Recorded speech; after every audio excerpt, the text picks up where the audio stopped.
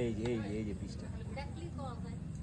হাঁস, মুরগি, গরু, নুমালি রুটি আছে, চিতাই চাপটি, কালাই রুটি, হ্যাঁ কালাই রুটি আছে।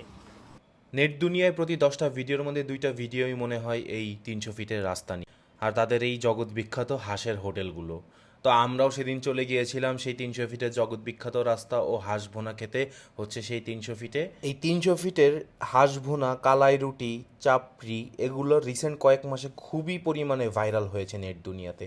আমি কিন্তু গত বছরও মাইজদি মোড়ে গিয়ে অর্থাৎ 300 ফিটে গিয়ে কোনোই এইসব হোটেল দেখতে পারিনি। তো আমরা প্রথমেই এই মামার একটু সাক্ষাৎকার নিয়ে নিলাম। দোকানের নাম হয়েছে পিঠার হাঁস। হাঁস, মুরগি, গরু, গরু 300, মুরগি 300, হাঁস 250।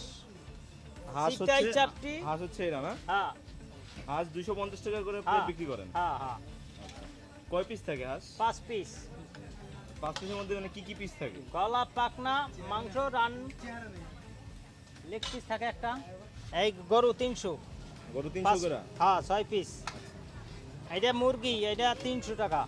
এটাতেও কি 5 পিস না বেশি এটা থাকে? 6 পিস। এটা 6 পিস না? দোকান খুলেন কটা থেকে কাকা? 5টা থেকে 5টা থেকে কটা পর্যন্ত চলে রাতে? সারা রাত 5টা আবার। সারা রাত আবার 5টা থেকে? হ্যাঁ হ্যাঁ, আর দোকানের নাম হইছে নাম আপনার? হইলে পিঠের হাঁস। এই যে পিঠার হাঁস। হ্যাঁ, এটা সহজে আসতে পারবো কোন দিক দিয়ে মানুষজন যদি আসে? 300 ফিট মসজিদ চত্বর। আমরা ওখানে গিয়ে 2টি হাঁস ভুনা ও একটি মুরগির ভুনা নেই। এই হাঁসগুলো কিন্তু একেবারে দেশি হাঁস, আর মুরগিটাও একেবারে দেশি মুরগি। এখানে 250 টাকা হাঁসের ভুনার দাম ছিল, আর এখানে 5 পিসের মতো হাঁসের মাংস দিয়েছিল। এই হাঁসের মাংসগুলো খুবই স্পাইসি ছিল, আর এই হাঁসের মাংসের টেস্ট আমার কাছে খুবই ভালো লেগেছে। এই হাঁসের মাংসের মধ্যে রসুনও দেওয়া ছিল, আর হাঁসের মাংস একটু স্বভাবতই শক্ত হয়, তো এই মাংসগুলোও শক্ত ছিল। তো আমরা এখানে প্রচুর তৃপ্তি করে খাচ্ছিলাম। আর এই 300 ফিটে প্রতিদিন নানা জায়গা থেকে মানুষ আসে, 300 ফিটে এসে ভিড় জমায়। তাদের এই হাঁস ভুনা, মুরগি, গরুর জন্য তারা ফেমাস। তো একটু পরে যে মামা ছিল উনি আমাদের একটা ভর্তাও দিয়ে যায়, এটা ছিল মরিচের ভর্তা। এই মরিচের ভর্তাটাও খুবই সুস্বাদু ছিল।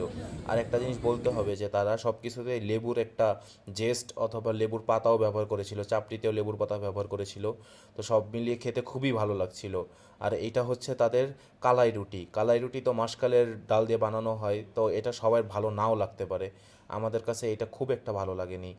আর আমি একটা জিনিস বলবো যে এদের এখানে সব কিছু ভালো লাগলেও আমার যে জিনিসটা খারাপ লেগেছে সেটা হচ্ছে এদের চাপড়ি, কালাই রুটি ও রুমালি রুটির দাম। এক একটা রুমালি রুটির দাম প্রায় 30 টাকা ছিল, যেটা আমার কাছে খুবই ওভার প্রাইস লেগেছে। এগুলো বাদে যদি বাকি সব কনসিডার করি তবে আমার কাছে মোটামুটি ঠিক লেগেছে। ধন্যবাদ।